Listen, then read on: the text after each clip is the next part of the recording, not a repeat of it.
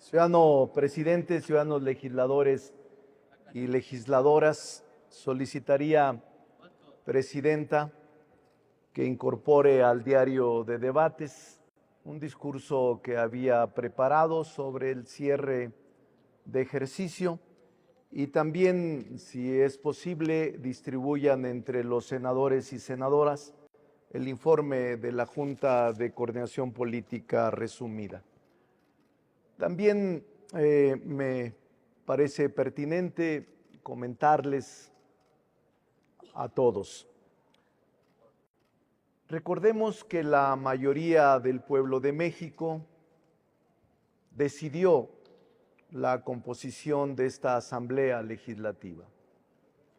La mayoría de mexicanos y mexicanas con capacidad de voto decidieron iniciar un proceso de transformación, decidieron un cambio de régimen político y decidieron en el 2018 con el presidente López Obrador iniciar la transición política anhelada por muchas generaciones desde la postrevolución.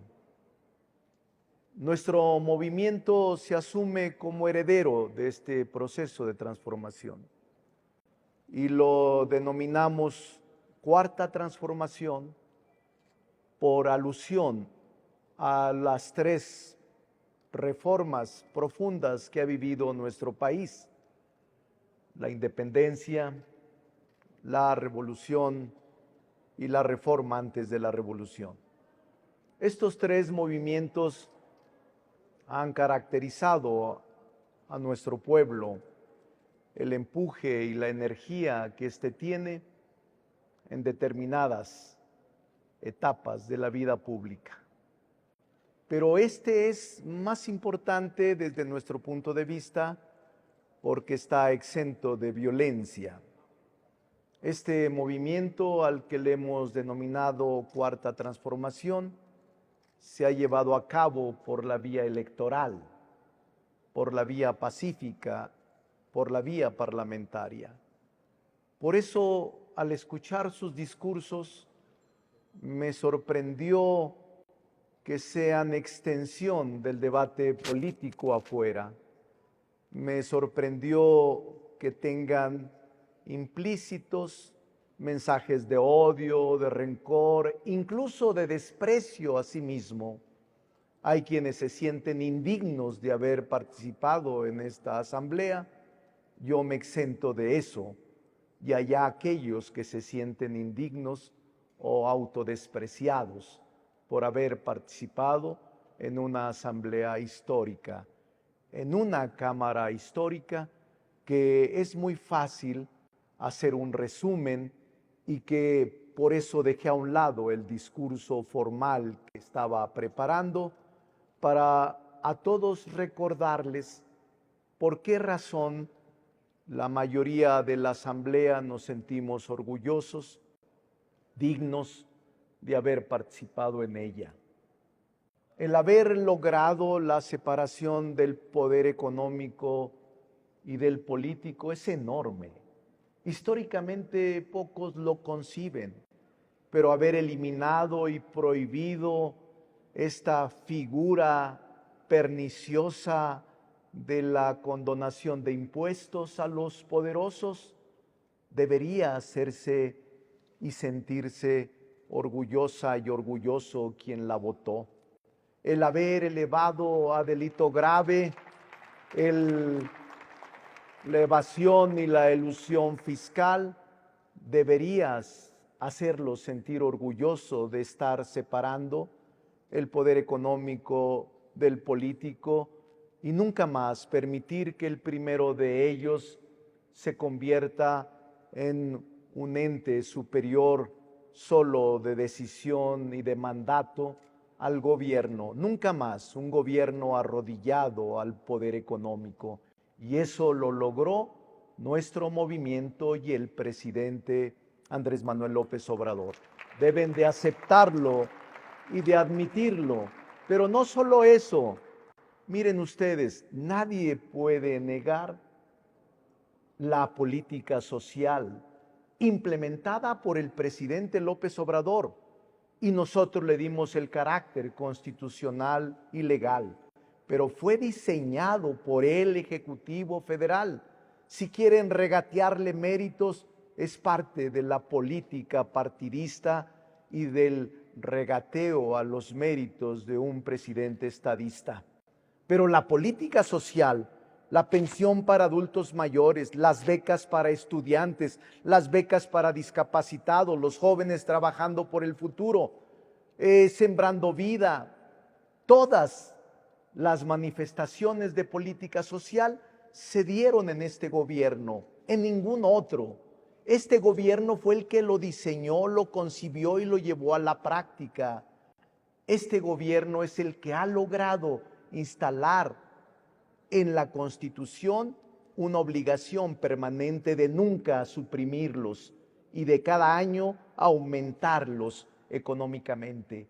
Por eso, ahora hasta quienes se opusieron a ellos, por eso aquellos que nunca han implementado una sola política social, se desangran burdamente y firman cuando en su momento fueron gobierno, nunca hicieron nada por los pobres y por la gente que más lo necesitaba.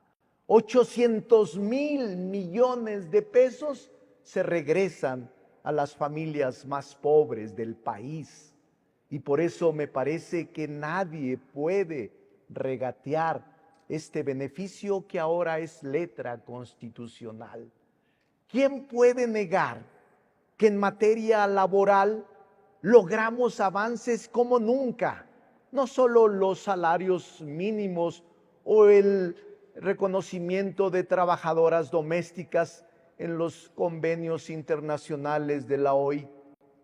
No solo eso, sino que logramos como nunca conquistas laborales en beneficio de la clase trabajadora. La última de ellas, recientemente aprobado por esta Asamblea por mayoría, del Fondo de Pensiones para el Bienestar. ¿Quién lo puede negar? ¿Quién puede negar la igualdad de la mujer, la igualdad de género, la equidad y las reformas? Más de 40 ordenamientos jurídicos modificados para tener la más amplia legislación en materia de derechos de la mujer. Nunca antes había visto nada semejante. Y todo esto se debe, aunque no lo quiera reconocer la minoría, a la mayoría legislativa. Tuvo que haber llegado Morena a ser mayoría para que salieran todas estas reformas constitucionales y legales. Por eso a mí me preocupa el que no reconozcan esto, el que minimicen nuestro trabajo y el que lo reduzcan a una simple disputa partidista. 40 proyectos en materia constitucional con reformas extraordinarias, 40 proyectos de reforma constitucional, 300 enmiendas en materia diversa, 58 instrumentos internacionales ratificados y aprobados por el Senado como el TEMEC y otros más. 2,500 nombramientos hechos en esta asamblea, más de 490 acuerdos de la Jocopo. ¿Les parece a muchos mínimo el trabajo legislativo?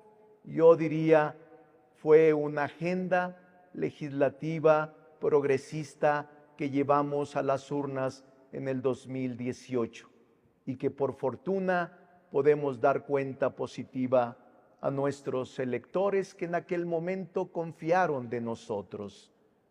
No solo mecanismos de participación directa como la revocación de mandato y como la Asamblea Popular o la consulta popular, sino también instrumentos como la derogación de la mal llamada reforma educativa para establecer en la Constitución y en la ley nunca más el desprecio para los maestros y maestras de México, nunca más el uso político y la persecución contra maestros y maestras, y la política de bienestar que hemos elevado a rango constitucional, elevar a delito grave la corrupción y los delitos electorales, pero además de toda esta inmensa gama de reformas constitucionales y legales, construimos 40 nuevos instrumentos jurídicos en leyes completas.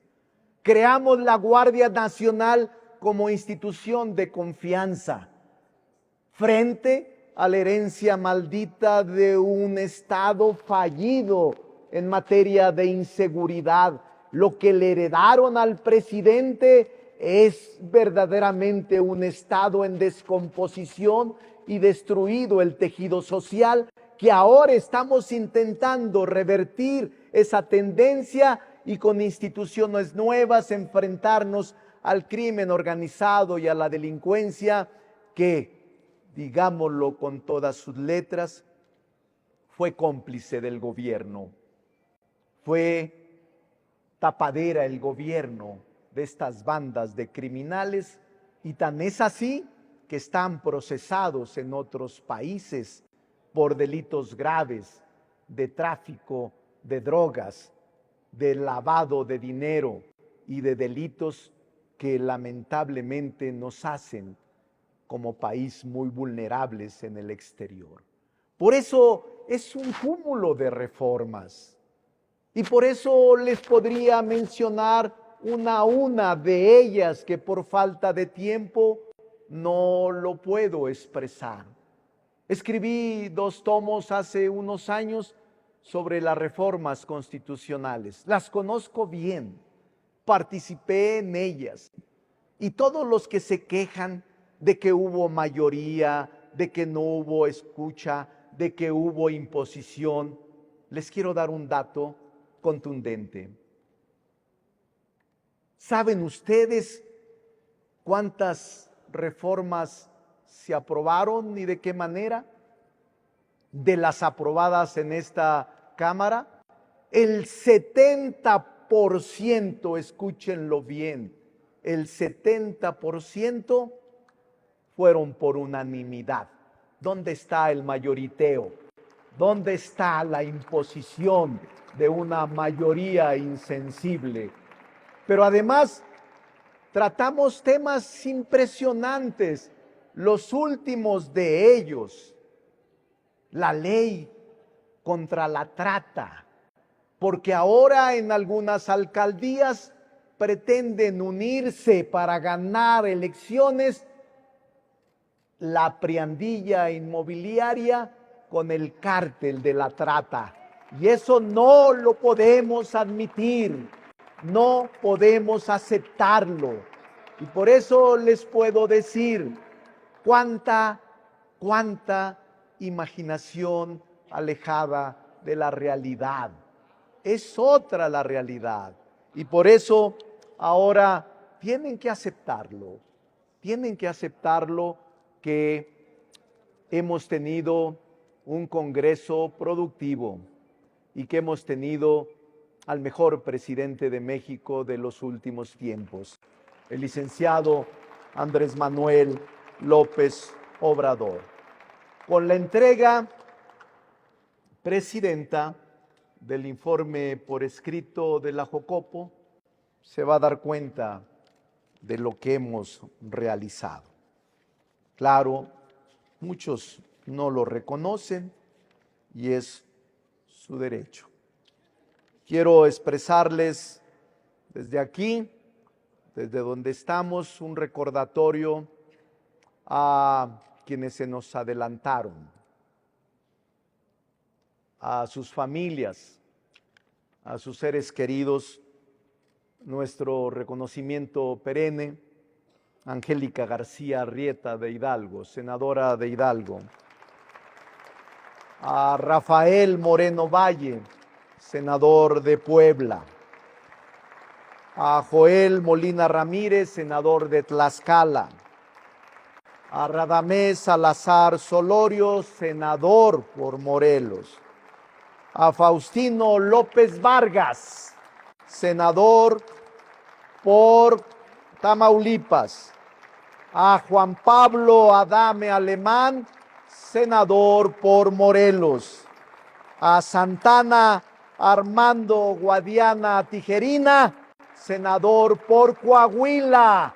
A todos ellos donde estén, nuestro aprecio y nuestro recuerdo permanente.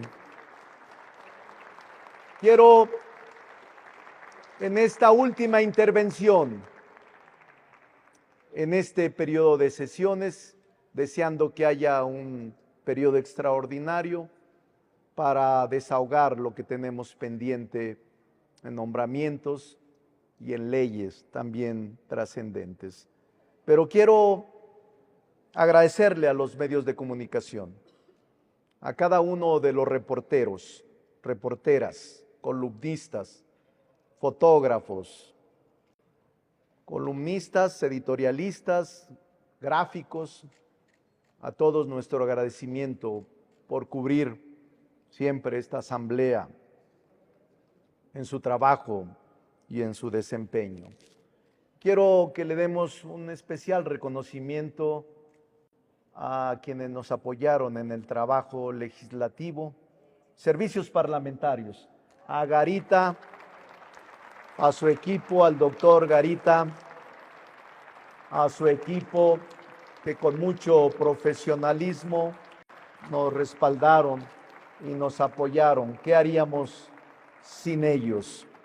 Y quiero también agradecerle al secretario general, Mauricio Fara, y a todo su equipo de trabajo que nos acompañó a lo largo de estos 6 años.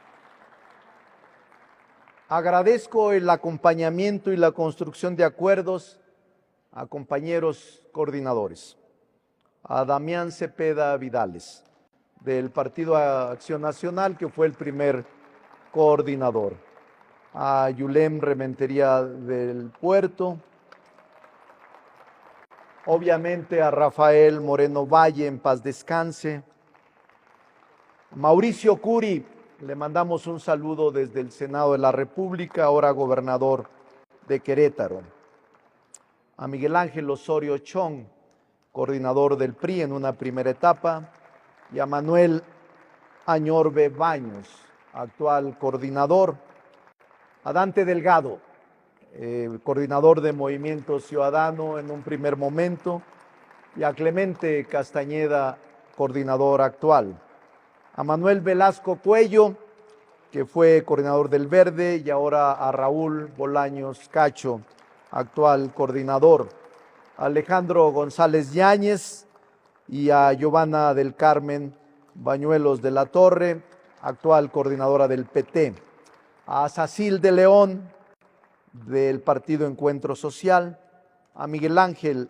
Mancera Espinosa, del PRD, y a todos los reconozco como hombres honorables y a mujeres honorables. No tengo ningún empacho en reconocerlos. Yo sí me siento muy orgulloso de esta legislatura.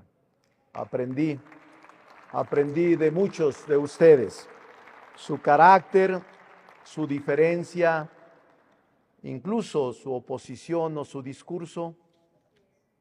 Aprendí a respetarlos y espero siempre actuar de la misma manera. Podemos tener diferencias y las vamos a sostener, pero el respeto nunca se puede perder. Enhorabuena, felicidades esta legislatura.